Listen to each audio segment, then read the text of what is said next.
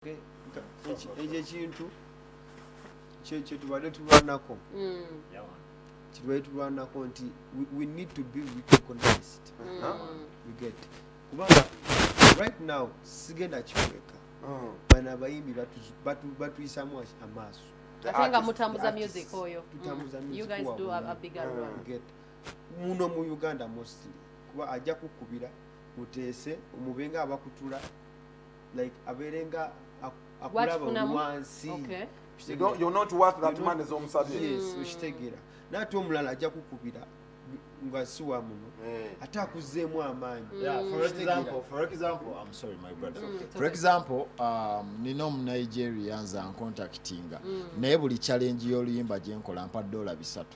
Buli challenge. Yeah, I mean bamanyi numbers. They know the power of numbers. Nkubuulira. Kati mwagenda ne mukola akantu kana ak'oluyimba luno. Everybody go bam, bam. What bam? Ne alcohol. Alcohol. Job boy is blowing alcohol. Buli mwana yamuwa $300. Kyenkugamba. He gave you money. Yeah.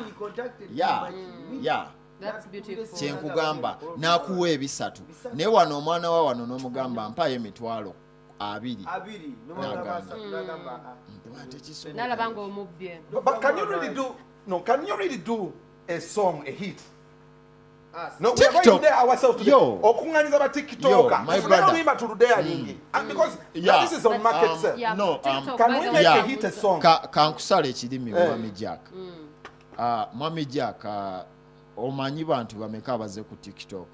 Teri ba presenter bali ku TikTok obadde kimanyi bali tebajiwa time ba musician obadde kimanyi mbu Spice Diana comedian kati Neka nawe. Yeah, she does a lot of comedy skits. Muzina people are seeing that side of Spice ate nga abantu baba bajagala dda tomanyi muntu abayagala laba Jack nga wekoza jali blood nina kiganda kyange kibazamba ali mukasa omwami we ni byesoyo yatabuse ditacha akola ku Galaxy omulaba yatabuka sima onyam my chicken nenga aba busy is a presenter naye najjayo that side kati going forward TikTok babanoni teri muyimbi alina tunoonya blood naye nze kyensobola okugamba bano abayimbi bengenda okwogera wano simanyi oba nnimba TikTok ye yabaleeta Liam Voice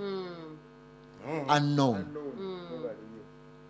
ate ne tubagala nnyo Kididi Final Fiction Baza yayimbye Fiction yali agambako n'ogamba nti yava mu music muganda Fiction yali yava mu music. Yes, he posted on Facebook. Sirina ex abo bevuga speed Final kubye kiyimba ki ba ex bange bonna bafa. That actually made a that's TikTok.